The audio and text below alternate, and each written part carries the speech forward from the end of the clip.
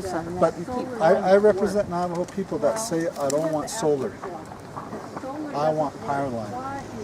See, solar and then you have to buy DC appliances. See, when you get AC, then you have to convert it. See, it's double the money. So what my constituents say is, don't give me solar. I want power line. See, but power line are connected to these power plants. See, that's the problem we have. Yeah. Well, we're moving into new age. The rest of the country is moving into it. They're really going into alternative energy. We're really back. We're moving slow because we're resisting. Well, I'll be honest in saying that I'm not crazy about renewable energy for now. There's no big ump in it. Oh, I want to ask you, so if renewable energy is not flying, why is APS building a huge solar farm in Phoenix? The reason why they're doing it is Four Corners power plant's going to shut down. So they're prepared, so they're getting ready. Yeah. It's like the casino. The return that you get is much more if you're near a metropolitan area. See, and you look at Sandia Casino, you look at Auction, you look at Gila River. They're making more money than we do when it comes to casino. It's because they're near a population center. Same thing with solar.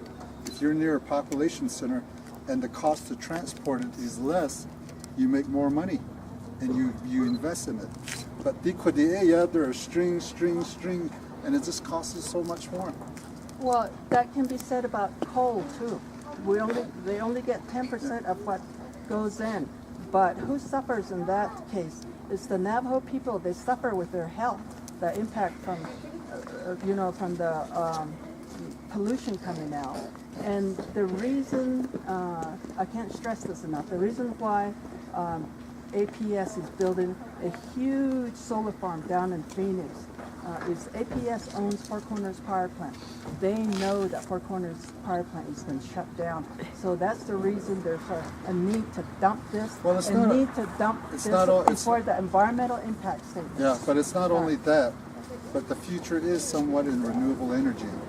And down the road, I don't think anybody really has built a new coal power plant, but we have so many across the United States, that we will continue. But I agree that there eventually will be a phase out. See, but for Navajo, what do? Half of our budget is from coal mining. And I told my delegates, shut down NGS. So I don't care, shut it down. But the thing is, the council then made a determined decision to continue to use coal mining. And so it's a policy decision that they've made, so we just move on with that. Also, there's only about 2% from that revenue we get from the coal plants. Only 2% goes back to these people. That's why there's always no money at the chapter level to help out these people.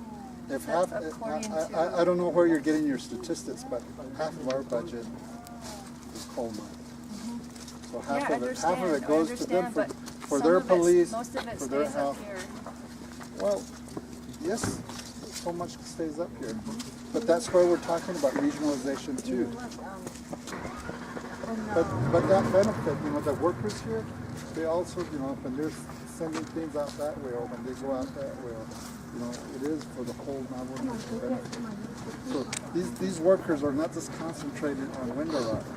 They're concentrating on Shiprock Chapter, they're concentrating on Tuba City, they're concentrating on Monument Valley. So all of that's how that works. They may be stationed here, but they're Navajo Nation employees trying to help us to govern the whole Navajo Nation. So in that sense, over half of the resources goes back to Mr. Tsosie, this coal mine has been in the process for a couple of years. I was at a Health and Social Services Committee meeting, and what do you mean in the process? It's been there for? I mean, to start purchasing it. There's been talk, to purchase it. And And the council, basically the Navajo committee, when the ladies came before them for that junk food sales tax, they told them, we want to hear from the people what they think about it.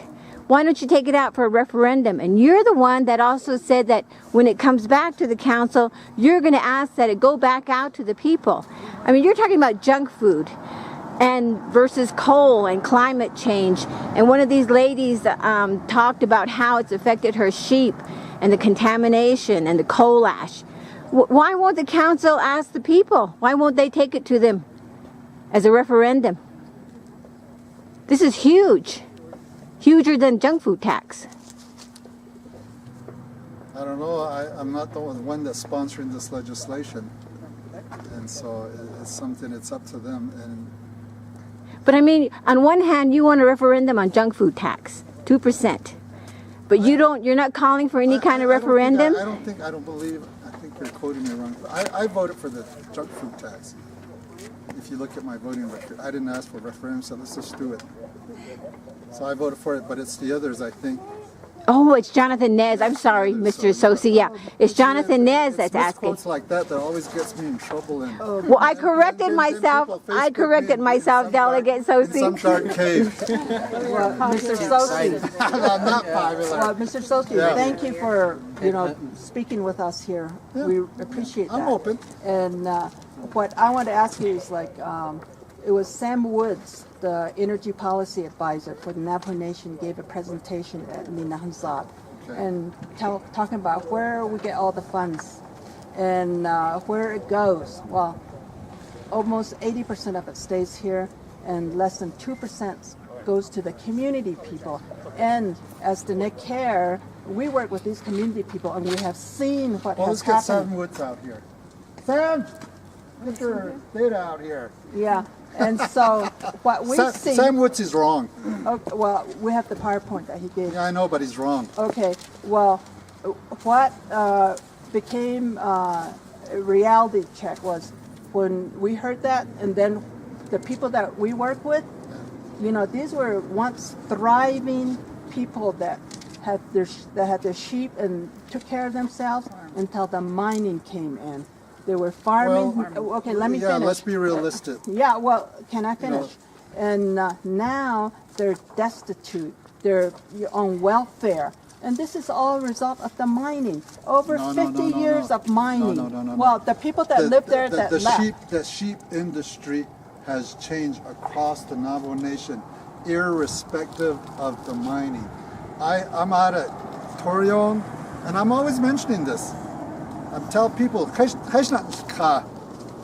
I tell, there's very few, but Araquian that notka, at Kenage there were hundreds families with sheep production, but now it's in the tens, less than 100.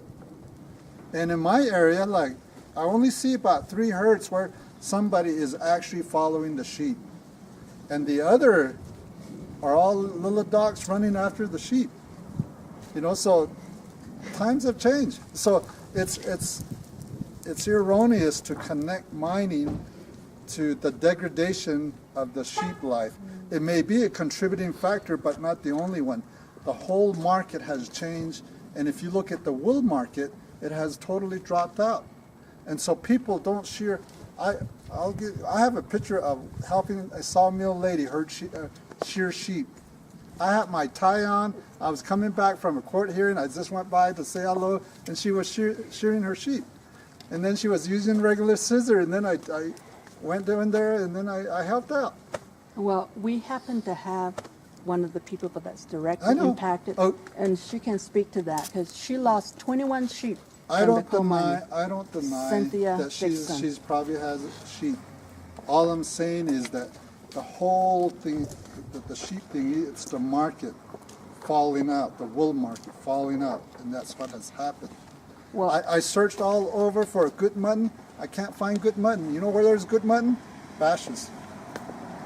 And where did they get it from? Blue Mountain, Utah. Well, like I said... So if you want good mutton, go to Bashes. Like I said, the people we nice rib, work lot with of meat. Are people like Cynthia Dixon here. Yeah. I mean, and other people that But I don't become deny, welfare cases. every time you extract mineral, somebody is going to be impacted. I don't deny that.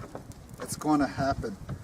When we did the conventional uranium mining over at Church Rock, you know, and where was everybody at that time? But people made a lot of money, people didn't care. But now we're feeling the consequences of that. And you go over to Church Rock, you see plastic wrapping because they left all that tailing stuff there. But the thing is, when we just said no, no, no, no to uranium, they challenged our policy and we lost the case. Now we're being told we have no jurisdiction. And it stinks when we're told that. But Navajo people are being impacted. But the problem is that there was an in-dom Navajo person that are protesting, and then there was Navajo Nation. In the court, these two were fighting each other. And the federal judge is sitting there. It's Navajo versus Navajo. So what's wrong? See, why can't we come together and adopt a good policy rather than causing the problem that was caused by individual Navajos protesting HRI? We have no jurisdiction,